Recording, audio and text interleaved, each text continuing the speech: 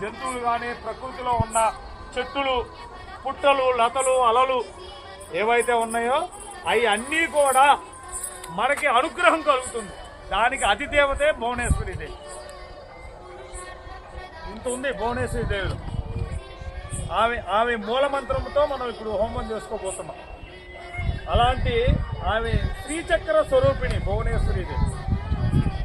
ఎందుకంటే మనం అందరం శ్రీచక్రానికి పూజ చేస్తాం ఎప్పుడో ఒకసారి గుడికి వెళ్ళినాం, కానీ ఆ శ్రీచక్రం అంటే ఏంటో మనకు తెలియదు. ఇప్పుడు మనం దశమహావిద్యులు హోమం చేస్తున్నాం. దీనికి సమానమైంది చక్ర పూజ. విన్నారా ఎవరైనా? అమ్మవారి బీజాక్షరాలతో అమ్మవారి శ్రీచక్రానికి పూజ చేస్తారు. మనం హోమం చేస్తే ఎంత ఫలితం వస్తుందో అంతే ఫలితము శ్రీచక్ర పూజ చేస్తే వస్తుంది.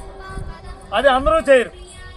ఈ దశమహావిద్యులు ఎవరైతే చేస్తున్నారో చేయటానికి ఎంత హక్కు అర్హత కావాలో అలాంటి అర్హతలో ఆ విద్య నేర్చుకునే గురువు దగ్గర ఆ చక్ర పూజ విద్య కూడా నేర్చుకోవాలి.